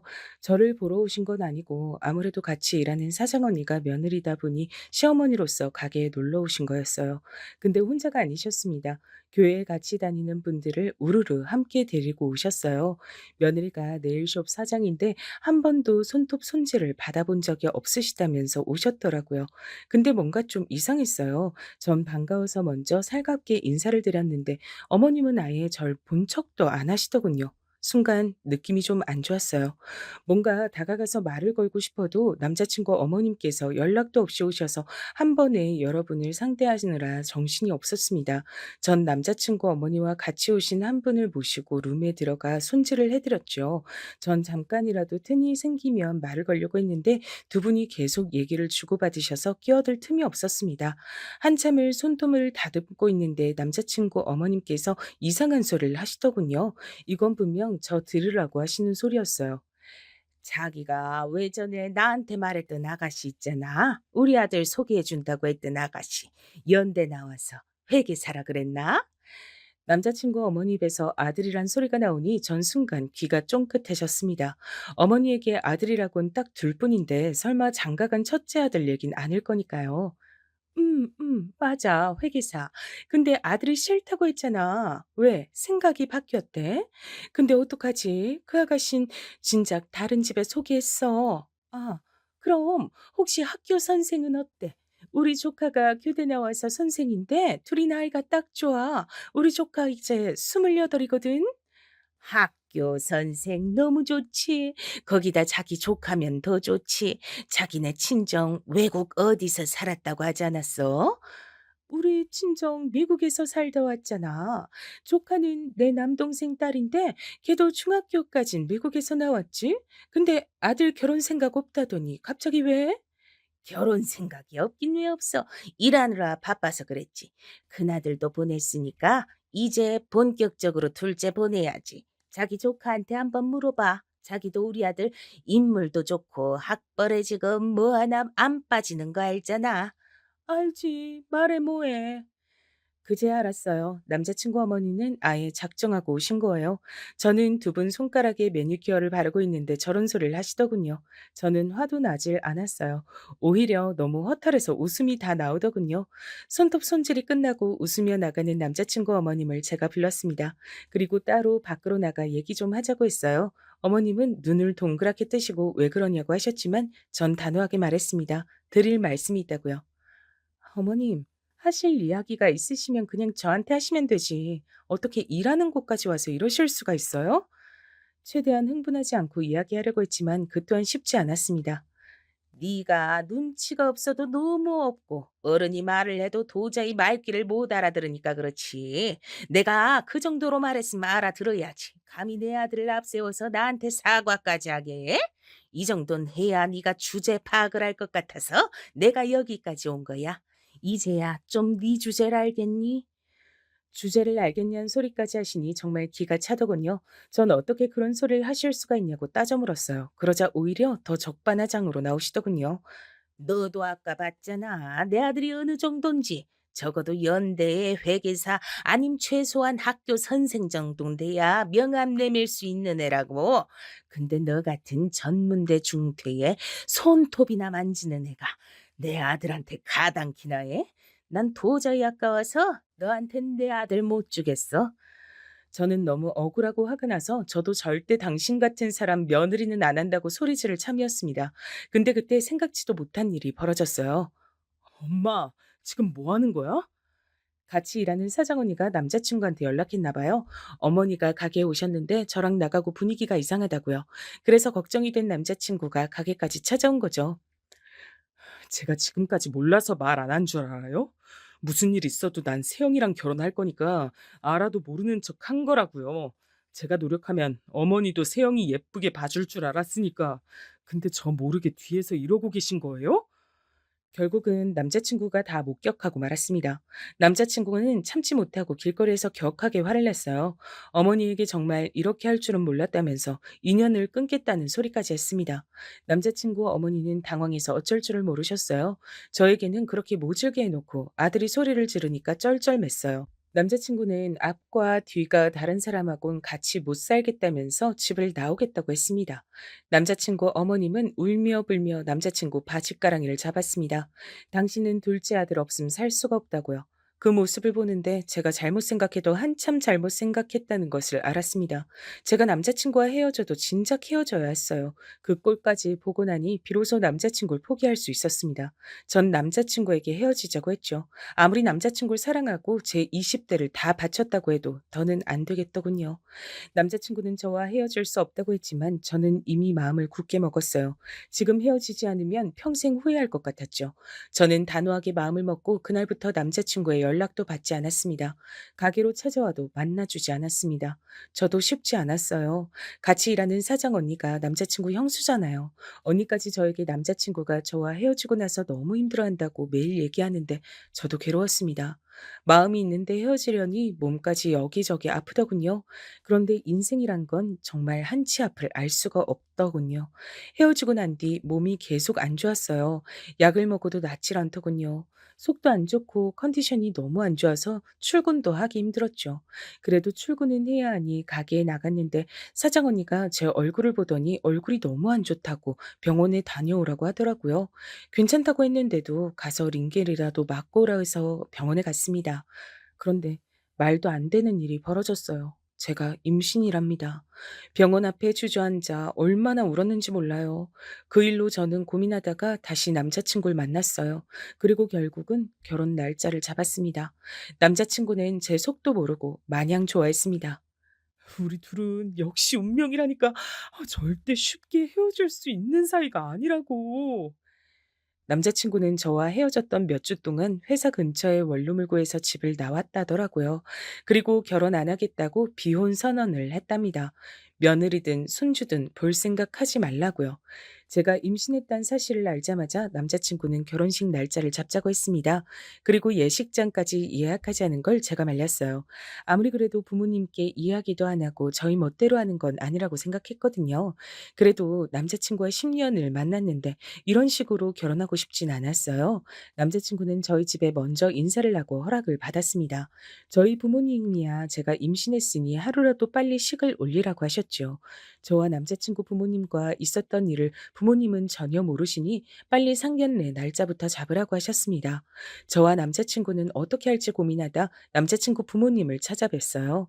제가 임신했다는 사실을 말씀드리고 최대한 빨리 결혼식 날짜를 잡기로 했다고 얘기했습니다. 사실상 통보였죠. 예상대로 남자친구 부모님께선 한숨을 푹푹 쉬셨습니다. 그래, 일이 이렇게 될 일이었는데 우리가 일을 복잡하게 만들었나 보다.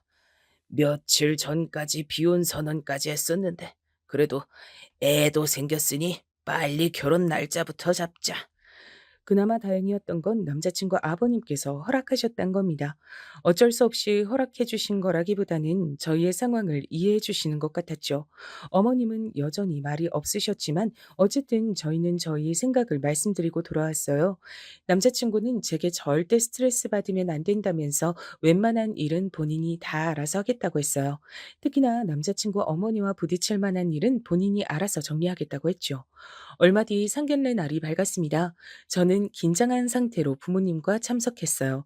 저희 부모님은 사실 성격도 굉장히 급하시고 바쁜 분들이에요. 전 어려서부터 굉장히 독립적으로 자랐습니다. 제가 하고 싶다고 하면 뭐든지 다 해주셨지만 이렇게 해라 저렇게 해라 강요하신 적이 없습니다. 그래서 저는 더 걱정이 많았어요. 부모님은 절 언제나 당당하게 살도록 키우셨는데 제가 남자친구 부모님 앞에서 무시당하고 주눅 들었던 모습을 아시면 얼마나 속상하실까 싶어서요. 더군다나 임신까지 했으니 결혼을 안 할 수도 없는 노릇이잖아요. 이제 정말 남자친구의 부모님이 제 시부모님이 되는 거니까요. 상견례의 시작은 생각보다 순탄했습니다. 저희 부모님이 굉장히 사람을 좋아하시고 말이 많으세요. 농담하는 것도 좋아하고요. 하지만 문제는 숨김이 없고 거침이 없으시단 겁니다. 자신들의 이야기를 거르지 않고 걸걸하게 다 이야기하세요. 그런 점이 절대 남자친구 부모님과 맞을 리 없었죠. 남자친구 부모님은 사람들 앞에서 내세우길 좋아하시는 분들이니까요. 아니나 달라요. 시부모님은 앉자마자 이 식당이 본인들 대학 동문과 동창회 때 와봤는데 음식이 너무 고급스럽고 맛있었다고 하셨어요. 그래서 이 식당으로 오자고 한 거라고요. 그 얘기를 굳이 왜 꺼내셨겠어요? 당신들이 대학을 나왔다는 걸 강조하고 싶으셨던 거죠. 근데 그때 저희 어머니께서 털털하게 웃으셨어요. 아이고, 사돈, 두 분 다 대학까지 나오신 엘리트들이시구나. 멋지네요. 전 어릴 때 너무 가난해서 초등학교 간신히 졸업했어요. 그래도 세영이 아빠는 상황이 나와서 중학교도 나왔다니까요. 남자친구 부모님들이 대학 얘기를 꺼냈을 때 어머니가 저 얘기를 하실 줄 알았어요. 어딜 가나 본인이 국졸이란 얘기를 항상 하시거든요. 그래서 배운 게 없다고요. 그 순간에 예비 시부모님들 표정을 전 지금도 잊질 못합니다. 인매를 올리시면서 피식 비웃으셨어요. 두 분처럼 학벌을 중시하시는 분들이 저희 어머니가 국졸이란 소리를 들으셨으니 절 더 무시할 게 뻔했죠. 근데 그때 마침 들어온 식당 직원이 들어와 메뉴판을 줬어요. 그리고 잠시 뒤 저희 어머니가 영어로 된 메뉴판을 유심히 보고 있는데 그 모습을 빤히 지켜보던 예비 시어머니가 입을 가리고 자꾸 웃으시더라고요. 전 예비 시어머니가 또 무슨 소리를 할까 싶어 안 되겠다 싶었습니다. 제가 어머니 메뉴를 시켜드리려고 했는데 예비 시어머니께서 안 해도 될 얘기를 하시더라고요. 아이고, 안사돈 알파벳도 모르시죠? 제가 가서 좀 읽어드릴까요? 그 순간의 정적을 전 아직도 잊지 못합니다. 예비 시어머니는 안 그래도 제가 임신해서 결혼하는 꼴이 마음에 안 들 텐데 제대로 된 꼬투리 하나 잡은 거죠. 사람이 대학만 나오면 뭐합니까? 저렇게 몰상식한데 말이죠. 옆에 있던 남자친구가 놀라서 예비 시어머니에게 한마디 하려고 했는데 저희 엄마가 괜찮다는 듯이 웃으셨어요. 그리고 오히려 너스레를 떠셨습니다. 요즘에 세상이 아무리 달라졌다고 해도 그렇지 여기가 한국인데 메뉴판에 어떻게 다 꼬부랑 글씨만 적어놨답니까? 그럼 대학물 좀 먹은 우리 사돈이 좀 읽어주실래요? 엄마 말에 저도 남자친구도 더는 말하지 않았습니다. 여기서 저희가 나서면 분위기가 더 이상해질 것 같아서요. 예비 시어머니의 꼬장은 거기서 끝이 아니었어요. 아예 상견례를 망치기로 작정했는지 결혼식과는 전혀 상관없는 질문을 계속하셨습니다. 국졸이면 중학교를 아예 진학을 안 한 거잖아요. 그럼 그때부터 뭘 하신 거예요? 드라마에 나오는 것처럼 공장 가서 일해서 가족들 먹여 살리고 그러신 거예요? 엄마, 장모님 앞에서 왜 그런 무례한 질문을 하고 그래? 예비 시어머니의 만행에 남자친구는 어쩔 줄 몰라 하며 당황했습니다. 예비 시어머니의 입을 막기 위해 사력을 다했죠. 하지만 이미 작정하신 어머니를 막을 순 없었어요. 내가 뭐 이제 다 한 가족인데 가족끼리 궁금하면 물을 수도 있지. 그래서 자식들 학업에도 관대하셨나 봐요. 세영이가 고작 2년 다니는 전문대도 졸업 안 하고 그만둔다는데 허락하신 걸 보면. 저희 엄마도 워낙 눈치가 빠른 분이라 예비 시어머니가 은근히 무시하면서 얘기하는 걸 모를 리 없었어요. 지금까진 국졸 가지고 농담한 정도니 참으셨지만 자식인 제 얘기가 나오니 엄마도 바로 정색하셨습니다. 자식이 내 물건도 아닌데 허락하고 안 할 게 뭐 있어요? 다 성인인데 본인이 알아서 책임지면서 살면 되지. 그럼요. 이 사람이 원래 호기심이 좀 많아 그런 거니까 안 싸더니 조금만 이해해 주세요. 분위기가 급속도로 냉랭해지려던 그때 예비 시아버지가 술을 권한 덕분에 아버지와 건배를 하시며 이런저런 얘기를 나누다 보니 분위기가 조금 나아지는 것 같았습니다. 그때까지도 정색하고 있던 저희 엄마가 핸드폰을 들고 잠깐 통화를 하러 나갔다 오셨어요. 저는 일 때문에 그러시나 보다 싶었죠. 근데 상견례가 마무리되어 갈 때쯤 생각지도 못한 일이 벌어졌습니다. 저희가 식사하던 틈에 누군가 노크를 하고 들어왔어요. 회장님, 부르셨습니까? 무슨 일 있으세요? 엄마 회사 직원들이 우르르 룸 안으로 들어왔습니다. 그때 저는 알았어요. 엄마가 일부러 나가서 통화하신 게 회사 직원들을 부르려고 했던 거더라고요. 저희 예비 시부모님 앞에 보여주려고요. 역시나 예비 시부모님은 눈이 휘둥그레지셨습니다. 특히나 예비 시어머니는 직원들이 우르르 들어오자마자 놀라서 자리에서 벌떡 일어났어요. 그러곤 회장님이 누구냐고 말을 더듬거렸습니다. 누구긴 누구예요? 내가 회장이지. 세영이 너는 암튼 애가 물러 터져서는 사돈한테 내가 식품 회사 한다고 말 안 한 거야? 식품 회사를 운영하신다고요? 그러니까 대표 아니 회장님? 그랬습니다. 제가 말씀드리지 않은 게 있어요. 저희 엄마가 아주 오래전부터 식품 사업을 하고 계십니다. 저희 외가가 아주 옛날부터 낙농업을 오랫동안 하셨어요. 그래서 엄마는 어릴 때부터 닭을 키우고 달걀을 가지고 노는 게 일상이었습니다. 일이 풀리지 않았던 시기가 있었는데 그때 어쩔 수 없이 엄마가 학교를 그만두고 온 식구가 다 이사를 해서 새로 사업을 시작하셨대요. 낙농업을 하면서 달걀로 만들 수 있는 유제품과 빵, 치즈 같은 걸 만드는 식품 회사를 운영하셨답니다. 처음이야 당연히 힘들었지만 지금은 벌써 50년이 넘은 굴지의 회사예요. 외할아버지가 돌아가시면서 엄마가 물려받아 벌써 30년째 운영 중이십니다. 엄마는 남들 다 학교 다닐 때 외할아버지를 따라 공장을 돌아다니며 일을 하신 분이세요. 그런 분이 예비 시어머니를 보자마자 어떤 분인지 모르셨을 리 없습니다. 눈에 보이는 조건들만 가지고 저와 우리 집안을 무시하고 있다는 걸 바로 파악하시고 일부러 직원들을 부른 거죠. 우리 애가 임신해서 급하게 결혼하는 거라 준비할 경황도 없으실 텐데 식장이랑 집은 우리가 알아서 준비할게요. 내가 아는 호텔에 최대한 빠른 시간 빼놓으라고 하고 집은 내가 서초에 아파트가 2채 있으니 하나 골라서 들어가라고 하죠 뭐. 엄마 말씀에 예비 시부모님은 두 분 다 턱이 빠질 듯 입을 벌리고 계셨어요. 그리고 표정이 싹 바뀌어서 저와 저희 부모님을 대하시는 게 달라졌습니다. 거의 허리만 안 숙였지 몸이 엄마 쪽으로 굽어 있었어요. 아이고, 저희야 뭐 안사돈께서 알아서 다 해주신다고 하면 너무 감사하죠. 어머머, 내가 암튼 며느리 복 하나는 타고났다니까. 이제 보니 우리 며느리가 아주 복덩이였네. 제가 참 너무 세상을 몰랐습니다. 이럴 줄 알았으면 진작 저희 친정엄마 회사를 알려드릴 걸 그랬어요. 예비 시어머니가 저더러 우리 며느리라고 하는데 소름이 다 돋았습니다. 에이, 세상에 공짜가 어딨어요? 우리가 돈 버느라 바빠서 자식을 잘 못 챙겨요. 우리 딸 며느리라고 생각 말고 진짜 딸처럼 해주세요. 손에 물 한 방울 안 묻히게 해주고 애도 나오면 무조건 봐주셔야 해요. 우리 딸내미가 워낙 몸이 약해서 애 키우다가 병나면 큰일 나니까 만약에 우리 딸 천문대 나왔다고 한 번만 더 무시하시면 아파트 뺍니다. 그럼요. 우리 복덩이 아프면 큰일 나죠. 제가 다 알아서 할 테니까 걱정 마셔요. 제가 생각해도 너무 어이가 없어요. 한순간의 상황이 그렇게 바뀔 줄은 생각도 못 했거든요. 그날 이후 어떻게 됐냐고요? 저는 결혼식을 올리고 아이도 잘 출산했습니다. 그리고 현재 세상 누구보다 편하게 살고 있어요. 시어머니는 저를 그냥 딸도 아니고 금지 5겹으로 챙기십니다. 애도 봐주시고 제가 먹을 반찬까지 매일 해다 주세요. 저는 저에게 대학이니 직업이니 하는 이상한 소린 절대 하지 않으십니다. 그래서 그런지 시어머니와 전혀 문제가 없어요. 저도 너무 신기할 지경이죠. 이제 남편이 된 남자친구도 시어머니를 볼 때마다 농담으로 어떻게 저렇게 자본주의 노예가 됐냐고 하지만 저는 나름 지낼만 합니다. 시부모님이 어떤 이유로든 절 예뻐해 주시니 결혼 생활하기엔 너무 편하더라고요. 가끔 제가 왜 이 좋은 결혼을 안 하려고 했나 후회될 때도 있다니까요. 요즘은 시어머니가 저더러 둘째도 낳으면 키워줄 테니 낳기만 하란 소리까지 하셔서 귀찮아 죽겠습니다.